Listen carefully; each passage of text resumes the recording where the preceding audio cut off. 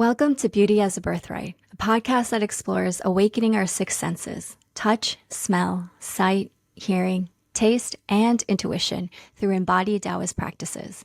I'm Dr. Tamsin Lee, a Daoist metaphysical expert and founder of Elemental Archetypes, sharing face reading, Batsa astrology, and seasonal living. And I'm Dr. Paige Yang, owner of an integrative health clinic in Honolulu and founder of Yang Face, a culturally appreciative Chinese facial tool brand. Join us on our personal journeys as we navigate the complexity of inner, outer, and relational beauty.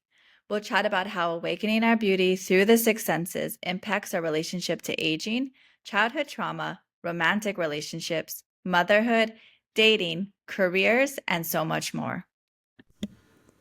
Let's awaken our senses and explore beauty as a birthright. We are back. Yay! Oh my gosh.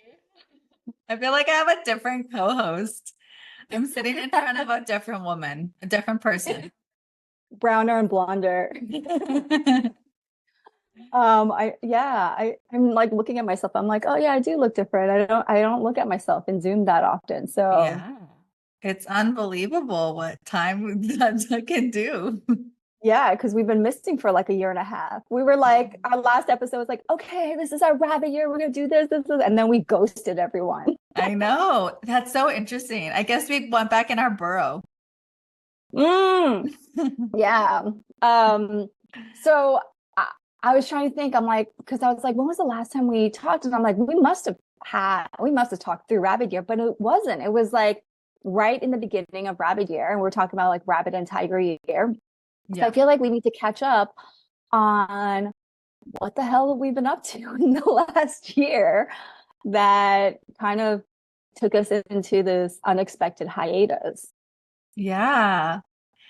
Well, I mean, for me, because I talked a lot about the challenge. Well, we both, Tiger Year was so fascinating for us because it was my year, which gives a lot of challenges, but it was your clash year. And then our thing was we had to learn a lot from one another, the monkey and the tiger. And so we really partnered up and we did that task. And then I felt moving into the rabbit year, I was almost in recovery from from your year. Huge year. Yeah. And something that you had said that resonated that we talked about towards the end of Tiger Year going into the rabbit year was this theme for me of laying low. I thought, wow, that was really great. I think you were doing that. And then I was, oh my gosh, that's such a smart way to go about coming off of the Tiger Year. But what about for you? Like, what were some key themes that you learned during the rabbit year and So I'm like trying to think because it feels so long ago. Because we'll talk about Dragon Year because Dragon Year has been so freaking chaotic. But I feel like Rabbit Year was like 10 years ago. For me, Rabbit Year was chill because it wasn't anything, and like it wasn't my year in Tiger Year. Yeah, it was a clash and it was laying low for me during Tiger Year, but or like being quiet. But Rabbit Year, like it was, in terms of stars, it was like pretty mild. So it like I didn't feel tired. I didn't feel exhausted.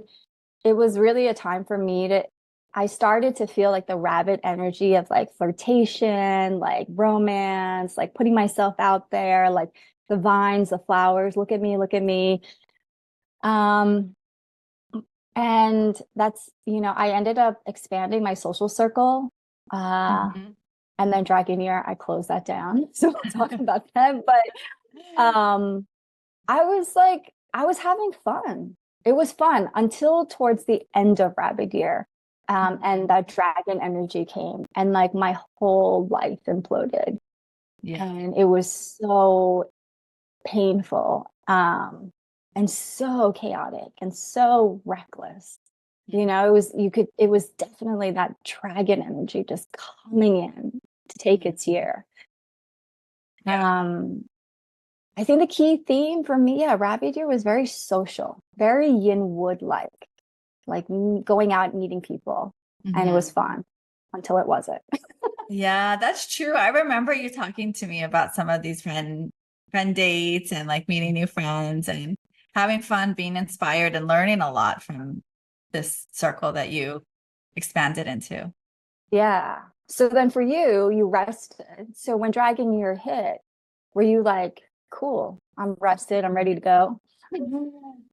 So I felt the dragon coming pretty early on in the, like, I'm trying to think what month, maybe October of the rabbit year, possibly November.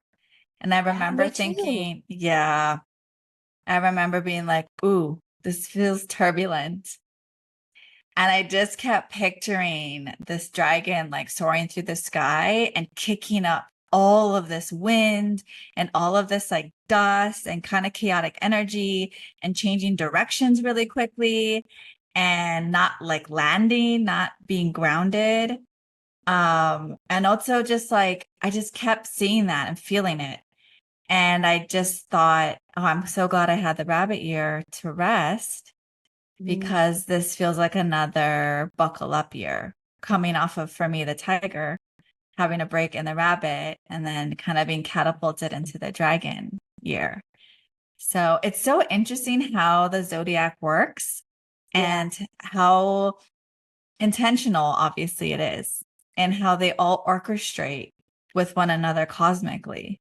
Like we Oh, yeah. needed that respite because holy cow, it's just fascinating to me how they're instrumental to one another. And it's that yin and yang relationship where like they give way to one another, they transform into each other. And there's that Yeah. Oh my overlapping. gosh. I Yeah. was listening to this astrology podcast before we got on, and they talked about that in terms of tropical astrology. Like, kind of, it was a theoretical thing. Like, does each sign before and after, or like, does the next sign kind of course correct, or I forget the term they used. It was like, but it was kind of like a corrective function of the last sign. And then I started thinking in terms Mhm. of Chinese astrology. I'm like, oh, totally. With the elements, definitely. That's what happens, as you Mhm. move through the circle. Yeah. And so, like, okay, so do you see themes in your life? Like, if you look back on tiger, rabbit, and then dragon, like, do you see a pattern of themes that is more like growth, like you're growing towards each year? Does that make sense? Mhm. I Or like definitely. correcting things throughout the year? Yeah, I mean, I see how they're all related and their purpose Yeah. for you, right? So that they open up all these opportunities in a sequence that you're supposed to walk through to then. I mean, if you're aware of it and you participate in the cycle, then you have this opportunity for like huge expansion and growth and a type of ascension, whatever that means or looks like to people. So And what does that mean for so, you? yeah, that's such a great question. I think so much of this new thing is like radical acceptance.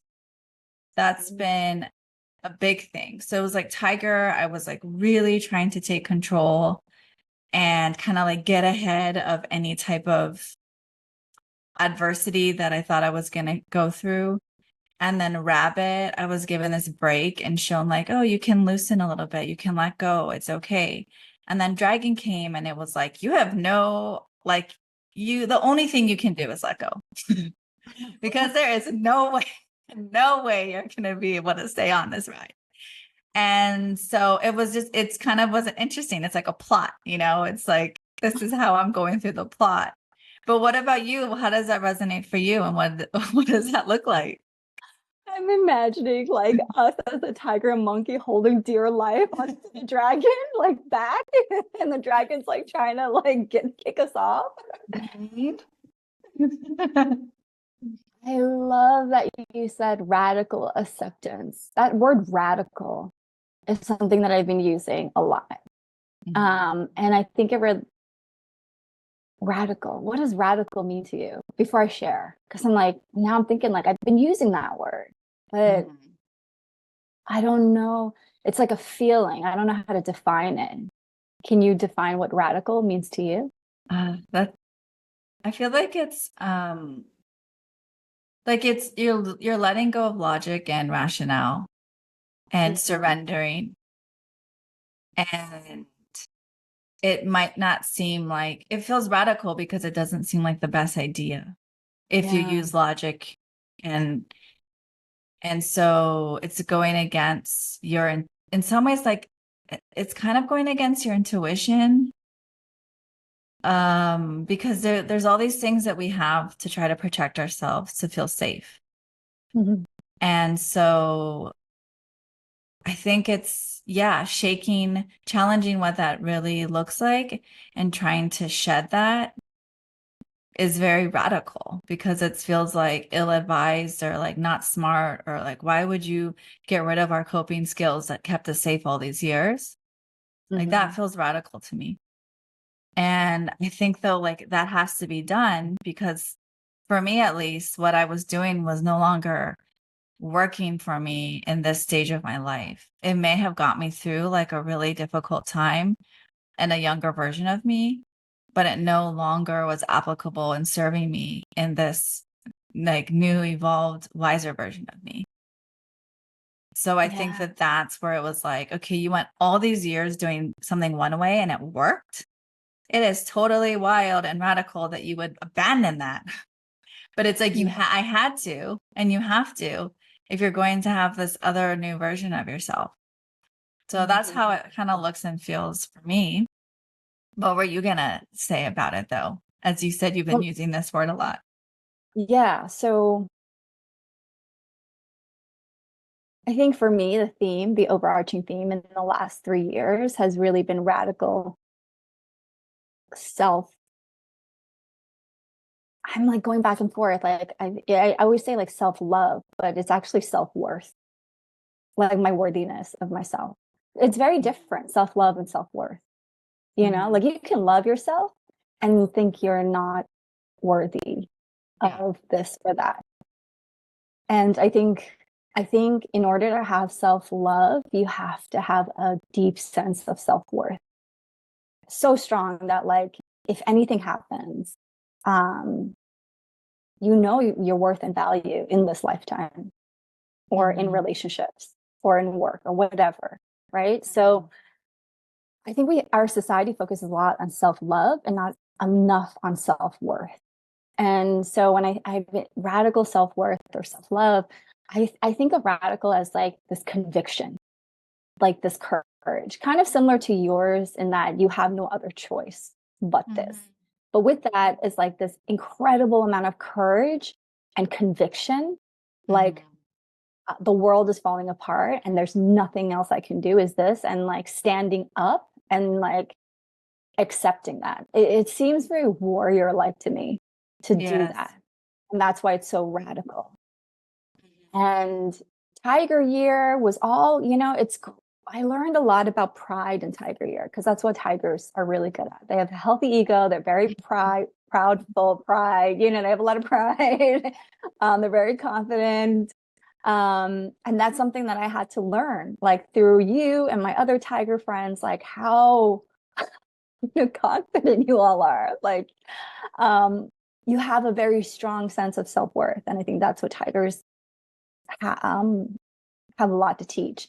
And so then I had that, I was like building that. And then Rabbit Year was me going back out into the world and testing this out to see like, who am I attracting? And with this, I felt more confident. Like, and it's funny because Rabbit Year, I met people that were really testing like my self-worth. And so these were, I'm definitely seeing a pattern in the last year and a half of like people coming into my life who may have been like the people I wanted or needed years ago. And it's like the test. It's like, oh, you've been working on your self-worth? Okay, here's the test. See if you're going to bite Mhm. this. And I bit. I bit hard. I bit it. I was munching on it. Everybody come, come, come, come, come. And then and then Dragon Year really exploded that. And it was like you didn't learn Mm. this. Yeah. And so So a in bit order for you to, yeah, oh, you devoured me. Yeah, it was like, oh, you didn't learn this lesson. So I'm going to devour you. I'm going to create all this chaos. I'm going to I really feel like Dragon Year was the year where my my sense of self, I thought I was building my self-worth, and maybe I was to an extent, but I was still holding on to these things that yeah, like coping mechanisms or things that I thought I wanted in life that really isn't like meaningful in my life now, or who I want to become, right? Mm-hmm. And so Dragon Year completely obliterated my self-worth, like to ashes, where I felt Wow. completely worthless. And I think I needed that to happen for me to really radically step up and be like, no more, like, no way. I've got to get this. Like, this has to be a priority. Like, I have to do this Mm-hmm. because if I don't do this, nothing else will matter. Right.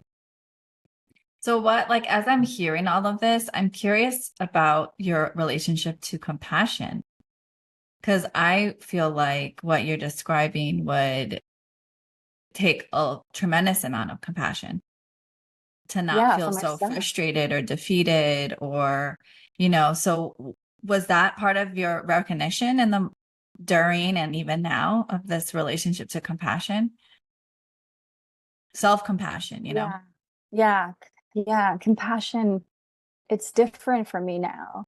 Like the idea of surrendering or letting go was always something that I found very disempowering. Because every time in my life where I had to surrender or let go, it's because I hit rock bottom. I have no other choice but to surrender.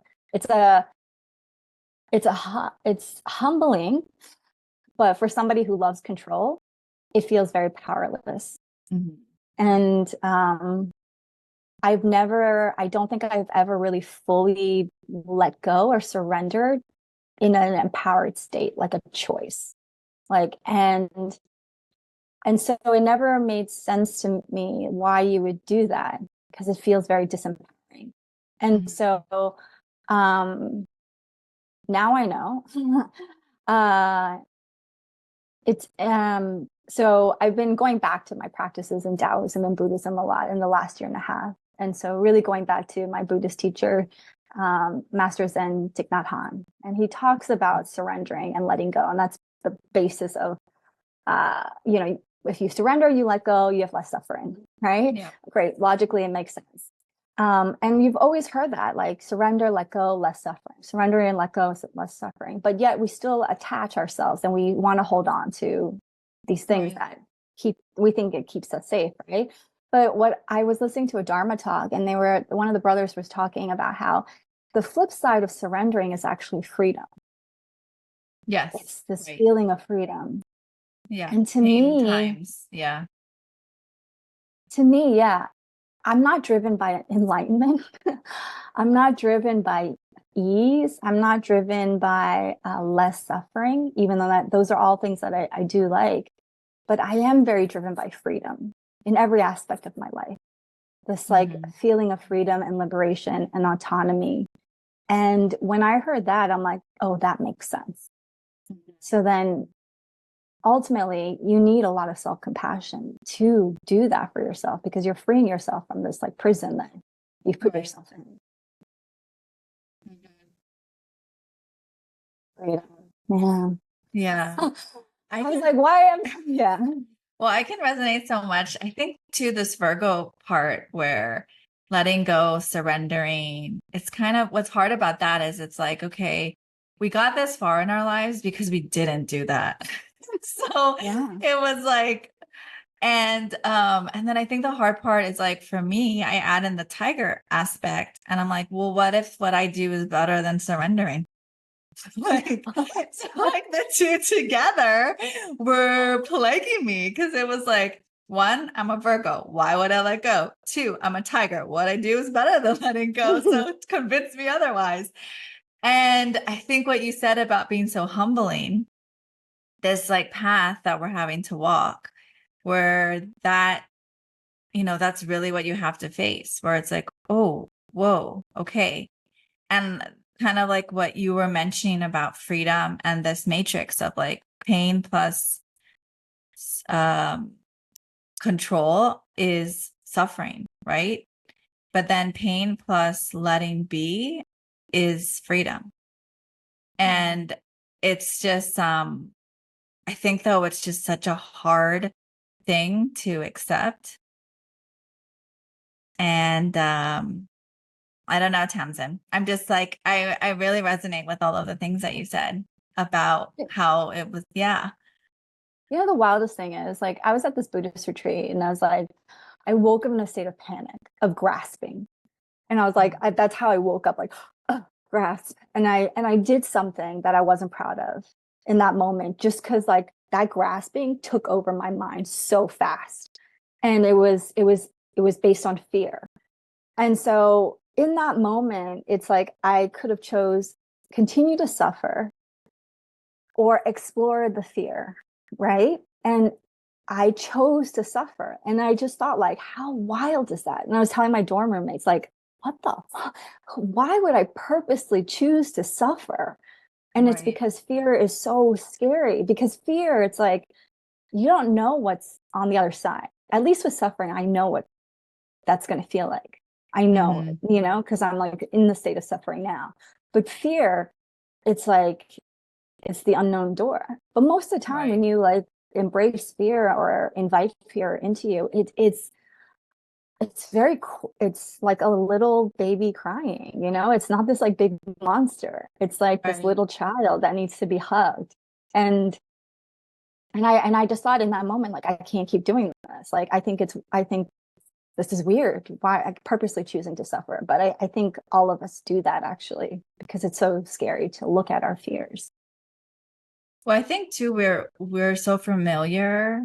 In a weird way, suffering can feel really familiar and like home. Yeah. And there can be comfort in that familiarity and home. And moving out of that, that's what's really hard. But the other interesting thing is, people will say if you're fearful, but you resist, you're afraid and you're suffering, right? If you're Mm. fearful and you don't resist, you're just afraid. So you could have two things that aren't comfortable or just one. And so that is something too, right? It's like to think about. And in the moment, it's, what you're saying, it's hard. We want to do everything we can to like attach or grasp or protect because we're so afraid. But Yeah. And yeah. this year for Dragon Year, I've been meeting two types of people. Mhm. One group of people who have a lot of fear, have a lot of suffering, and cannot let go. And I see what that does to them, and I see how that plays out in our relationships. Uh, and I've had to let them go because it's like that fear will drag everyone down. Mhm. That suffering that they feel will drag everyone down. They're so Right. wounded and unwilling to process their wounds that they will eventually inflict that wound onto other people so Mhm. that they ultimately, yeah, like at one point they were a victim, they were hurt, abused, whatever. But then ultimately they become the perpetrator of that Right. wound, right? And like if you don't disconnect with these people, like you will become the victim. They will inflict that pain onto you. And then this other group of people who, like you said, who are afraid, right? Like we all are, walk around this world like being afraid, but they still have something within them to embrace their fears or be curious about it or to be open to understanding what that is. And then that leaves space to heal, to process their wounds. And then ultimately, like they have enough compassion for other people. Whereas this other group, they don't have compassion for Yeah. themselves. They don't have compassion for themselves. So then how can you have compassion for other people? Yeah. Oh my gosh, I miss talking to you. I've been learning a lot for Dragon here. Well, so Yeah. okay, so when I was doing the Lunar New Year ceremony for Dragon Year, I basically told people, I said, Dragon Year is going to be chaotic.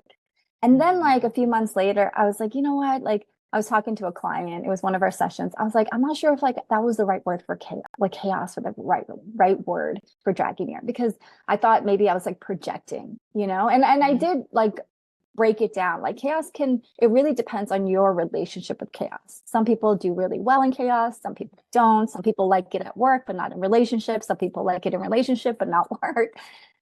So be open-minded of chaos. And then my client was like, oh no, that was the right word. You weren't projecting. It's been chaotic. And so like, how would you describe dragon year? Is there a word? Does chaos resonate? It really, yeah, that word is great. I think it really resonates. I think humbling is another one that just came up in our conversation. I think that's a great word too. Even harrowing, because there's been some deep pain that has come out of this dragon year. And yeah, but it's like, and I think the transformation is huge. What I love about this dragon year to make people feel a little bit better, because a lot of our listeners might be like, oh my God, tell me about it. But what I always believe is this, whatever you're experiencing right now, pain, suffering, fear, chaos, etc. This dragon year, what I believe is going to be true is you're going through it to be done with that for good. Yeah. I think people are going to be able to leave a lot of their stuff behind for good. If you do it, if you choose to do it. Right. If you go through this. And I think that's this power, the alchemy of the dragon year. And what lies on that other side is incredible. But you have to go through the work, right? You have to do it. So I think that's how this year stands out to me for other years, where it's like, okay, other years you're learning. And then the dragon year is like, okay, if you commit to really learning, you're really going to be able to transmute it for good.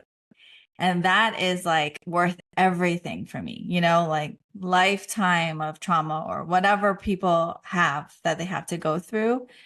Put it in now, and you're going to be in a really amazing place until the next dragon year. No, I'm joking. Or, whatever. Like, yeah. So You don't have any fears of what's on the other side? no, because of like yin yang theory, it's like I was talking to our colleague, Ivy Lee, about this, and the darkest night of the soul, this quality, this darkness of this yin, or however people want to relate to it, by law, there has to be the other side, like the brightest days of the soul. And so I know that that's what's coming through, what's giving way. And also, as we know how everything is like infinitely indivisible, or divisible, like it infinitely, there's always yin within yang and yang within yin and da da da. So I also know that in these moments I have had this brightness break in. It has to. It's like it's a law. It's a governing law. And so because of that, I don't have that fear. Like can you give like an example of like when this brightness appeared in these little moments? Yeah, I think a great example. So for me, there's been like a big theme around motherhood and emotions as I had Pluto move into a direct hit of my moon. So it's motherhood and emotions. And so I've been feeling a lot of emotions around motherhood that feel like I've never felt like this before. This intense, deep, trying feeling.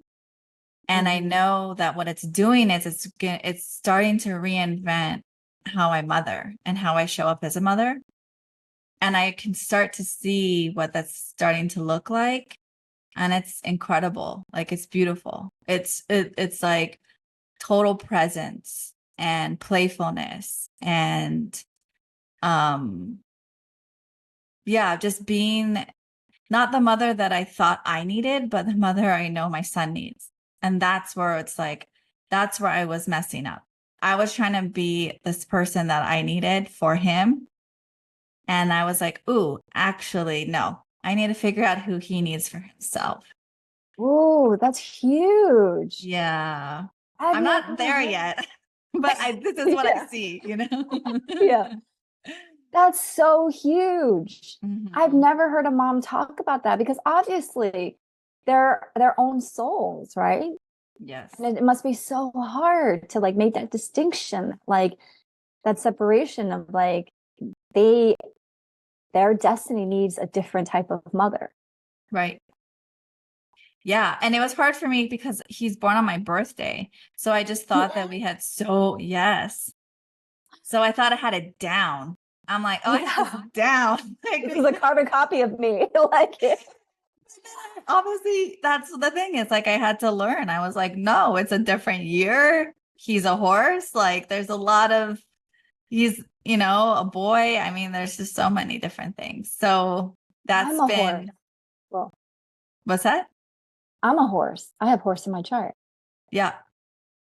And I was thinking like, um, one of the big lessons for me is that it's funny because I wonder if you've been feeling this way. Like in Dragon Year, even though all this chaos has been happening, the universe has also been showing me very obviously this other world, this other side. If I go through this portal, right? Like here Mhm. are clear examples of what you will get. And I still don't trust him. I have a Okay, wait, lot of fear. tell me what this is. Tell me what you're seeing. The biggest example I have is also the universe is a little tricky because sometimes it's like clear examples of this is the blessings that you will receive if you go through this, right? Because I do honestly believe that the Tao, the universe, whatever you want to call it, they give you blessings for the hard work that you do, right? Mhm. But then also they're tricky, you know. And so they'll like dangle little tests to you, like, you still want this? And I'm a monkey, I'm like, yes, I do. They're like, no, bad monkey. I'm like, oh. The clearest example was, I believe it was April, April, I think, March or April, March. Yeah, rabbit year. But dragon month was coming, rabbit month. It was Mhm. dragon month coming. I got physically assaulted on the street. Um, that rocked my world. And then what Yeah. the craziest part is, within 2 weeks, I almost got assaulted 2 more times. I shared on Instagram the second time. The third time I didn't share because I'm like, I'm sure this people are gonna think I'm crazy. Yeah. But the first time was physical. And the crazy thing is that nobody came to me. Like there was so many people on the street because it was a beautiful, bright day. And that's very Seattle. Like in New York, somebody would have come in and checked on you. And I was so traumatized. And I realized my trauma response is to get up and just go back to what I was doing. And I was going to Whole Foods to return something. And that's what I did. I just was like, what? Get into Whole Foods and like do my thing, return. And then I left and I called a friend or I texted a friend. And luckily she called me. She didn't text back. And so when she called me, I heard her voice. I'm going to go cry. But Mhm. hearing her voice was like, it was like, oh, now I can like feel that trauma all through my body. Yeah. And so, and she was really great. And she's like, what are you going to do? I'm like, I have to go to the gym. I have to move this trauma out of my body. I have to work it out. And so I did. I went to the gym, then went home, and she was like, I'm going to have my boyfriend pick you up and he's going to, walk you up to your apartment. I'm like, no, no, no.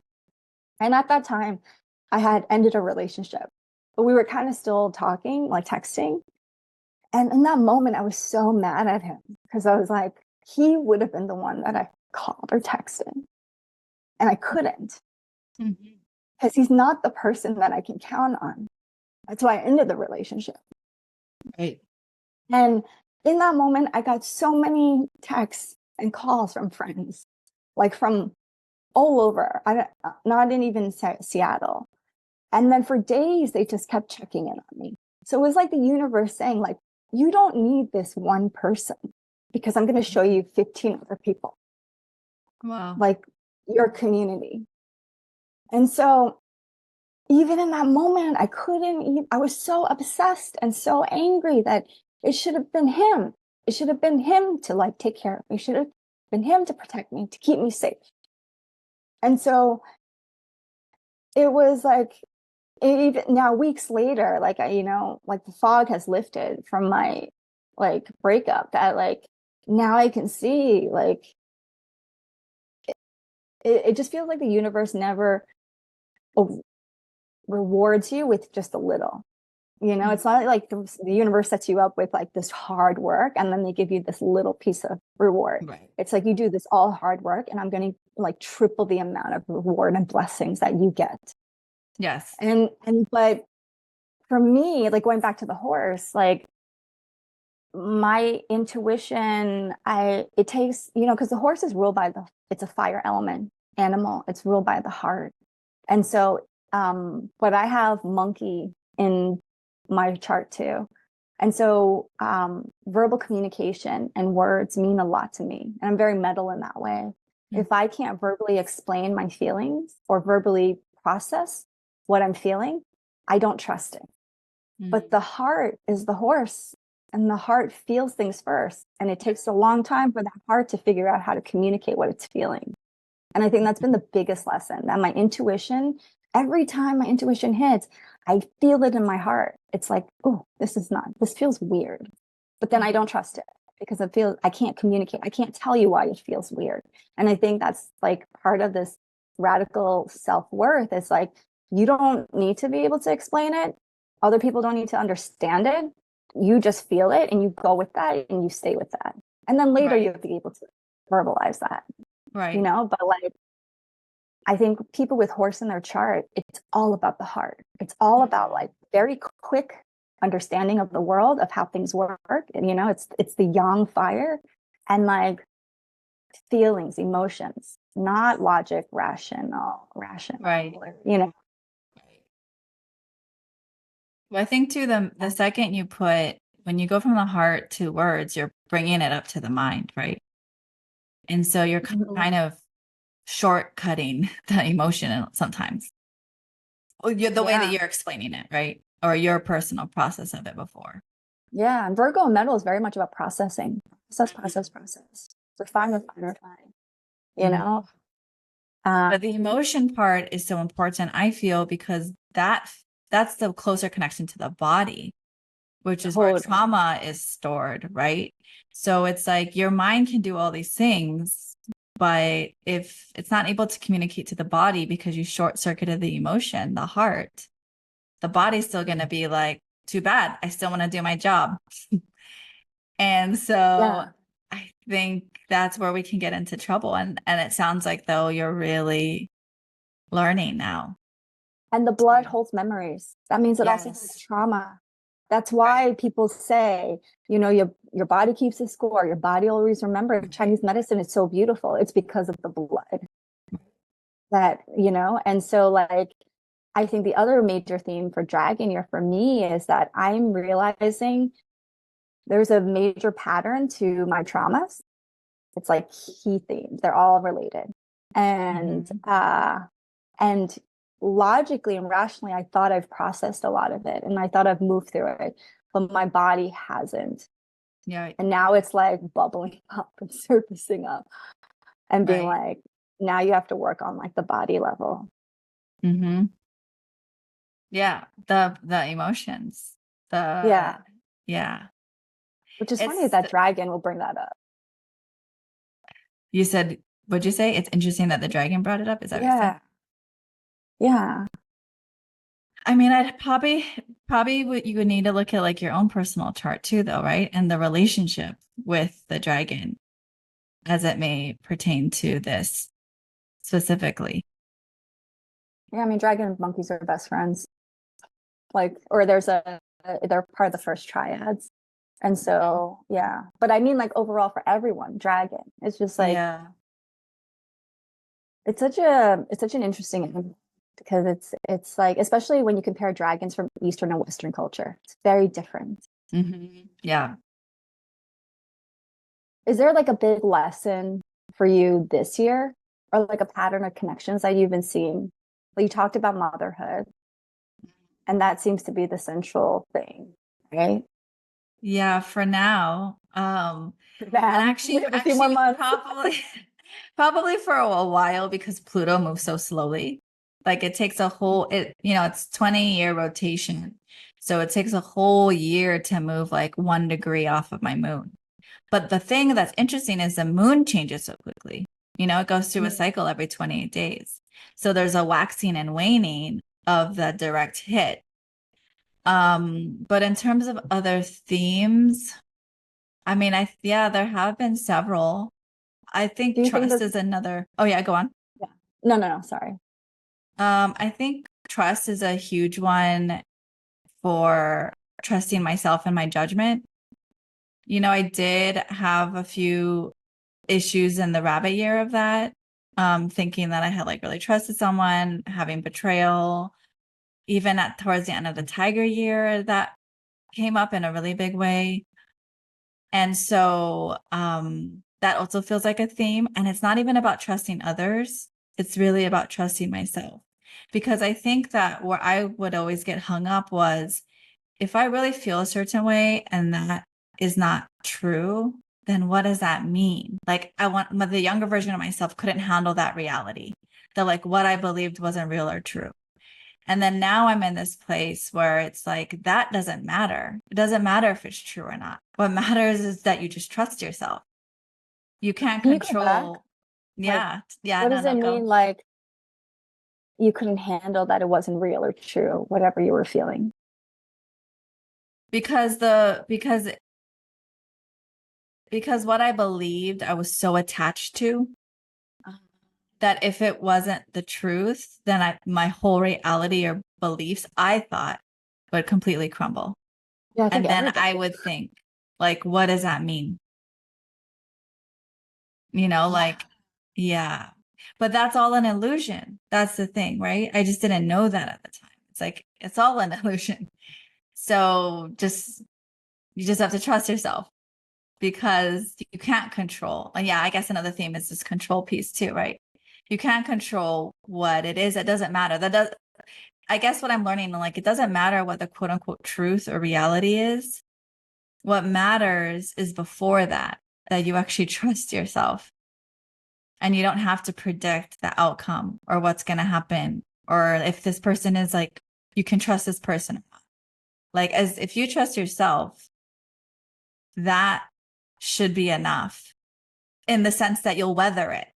Like, yes, of course, I'll feel the things that are appropriate when trust is broken or when something happens that I didn't foresee. Like, I will respond in a way that's natural. But at the end of the day, I have to believe and trust that I will be okay because I stayed intact to the pact to myself. So I feel like that's another big theme. I don't know. I hope that makes sense. I hope it's not too theoretical. No, I think a lot of people can resonate with that. I can definitely resonate with that. This idea, oh, this idea of illusion has been definitely coming up, not just in my life and other people around me in our lives. Yes. And That's dragon, by the yeah, way. Yeah, dragon, go on. totally. Yeah. I mean, I was gonna say that, but you also say dragons are real, so I'm like, I don't want to offend you. I mean, they're real, They, but they're they're also definitely real, but yeah, go on. okay. Here's an you know what I find fascinating about dragon? I was telling my client the other day because I said nothing in Chinese medicine is arbitrary. When something sticks out, it sticks out for a reason, and you better latch onto that Yes. and figure that out. And what I find fascinating, one of my favorite things about East Asian dragons is that it flies with no wings. Yep. How? Right? I haven't quite figured that out. How? But that is something incredible and magical. And it just goes to show you how ethereal this animal is and that it can create this magic in your life. You can fly without wings. Right. Like, but the trust thing with illusions, yeah, that's very dragon-like illusions. And I think it's heartbreaking when that illusion breaks apart. Yeah. Because then it's like it almost feels like your whole reality has just broken apart. So you don't even know what world you're in. You don't know who you are. And then you have to question everything. And Right. how I've been seeing that illusion is, at least in my life, is that I realize I do put people on pedestals, even though I hate being put on a pedestal. Like I know when somebody's doing that to me and I really hate it. It's like it's a real turnoff for me because I know once you put me up there, I will fall. And the higher you put me up there, the higher the greater the fall. Yeah. You know? But what I do is I don't say anything when people put me up on a pedestal. Even though I hate it and I cringe, I just let them do it. And then it ends up being terrible. Right. And so I think I have to speak up and say, like, hey, stop doing that. Don't put me on a pedestal. But I do that. I do that with teachers sometimes. And I have to really watch out for that because then I find out they're human. Right. And then I find out they're human and they do things or say things that I don't like. And then it's like, I cannot deal with this because I didn't think you were human. I didn't know you were human. And then I get so heartbroken. My heart breaks. Right. Feels like a really bad breakup, you know, like with your teacher, even though, but they're human. And like, it's very hard to accept and understand that. Yeah. Oh my gosh, Tamsin. Yeah. There's so much I could say. I think next episode I will tell you how dragons can fly without wings. But I know. Don't worry, I know. But I want to, I mean, what should we do from here? Because I think we're getting into some really juicy stuff, like personally, that I would love to keep going deeper with in episode 2 or 3. Yeah. Should we talk about what our audience can expect for this season 2 before we? I'm so excited. Yeah. I'm so excited because I think it'll be healing for both of us. Like we're gonna have to explore these things on our own life, but like also kind of for work, for podcasts, right? Yeah. I mean, the major big thing is we've decided we're not going to interview anyone for season 2. It's just going to be us. It's just gonna be like eavesdropping on this juicy conversation at the cafe with these two crazy people while you drink your matcha green latte. I think, you know, I love season 1 because we got to meet so many incredible people and their wisdom really opened my mind and heart. I think for me, at least I can say I really needed that entire year to just listen and listen to other people's wisdom about beauty. And I still hold on to so much of that, like in my own life. It's really impacted me differently. But, you know, we started this podcast not really understanding what beauty looks like in our culture or like what it really means. And I think through learning from these incredibly wise people that we had a better understanding of what at least beauty means to us, right? And so season 2 is going to really be, we've decided like, well, we've learned beauty has a lot to do with the senses, all of our senses, and awakening our senses within us to awaken that sense of beauty with around us, and not just the 5 senses, but also like intuition, which we've talked about a lot. This, right? And yeah, feel free to add some more stuff, but like beauty rituals and beauty practices is not just this superficial thing, but it's really to awaken this sensual life within us so that we can be awakened to something much bigger. Yes. Yeah, no, I think you said it all great. This episode 2 and 3, we will be focusing, 2 will be focused on one of us, 3 the other. And we'll be able to do like a deeper dive and a deeper catch up and all of those things before we really start to hone in on the senses, the 6 senses. Yeah. And I don't know, I had such a great time. I missed you doing this with you. And I know. I miss this so much too. I think it's good. We're getting into the mid-year. The one thing that I want to share astrologically that my Qigong teacher talked about is, you know, not only are we in Dragon Year, we've entered period 9, which is this deep shift and transformation for the next 20 years of our life, right? A new energy, new chi comes in. And I think tropical astrology also talks about some sort of shift. Yes, that's happening, entering right? Aquarius. Yeah. What is it? Just entering Aquarius? Yeah, for 20 years. Well, that's how, I mean, I don't, that's what I understand. That's what I've heard. Yeah. But Yeah. I don't know. Yeah. Yeah. So for us in Chinese metaphysics, we enter this new trigram energy, which is the Li trigram, which is represented by the blazing sun. But if you actually look at the character of Li, it's actually two things, right? It's this bright sun, but before the bright sun, it's this thunder, like this clash of thunder. And that's what we've been experiencing for the first half of Dragon Year, is this thunder. And when thunder happens, like in the solar term, there's like the awakening of insects from the thunder. And it's like this Yes. awakened state. All right. And then the bright sun comes in. And so it's this like we've hit that. And so I definitely feel like I've been struck by thunder. I'm like awakened by thunder. And so I think it's really interesting that we're starting this second season now. Yes, I agree. Yeah. In this sheep month. I know, all about Yeah. like mothering, nourishment, Yeah. protection, safety. I've been learning so much about the sheep. Yeah. I can't wait to dive more deep and get the juicy details from you Same, for Tamsin. one-on-one episode. Same. Well, thank you, everyone. And we will be excited to keep going this season too. All right. See ya, everyone. Bye. Bye.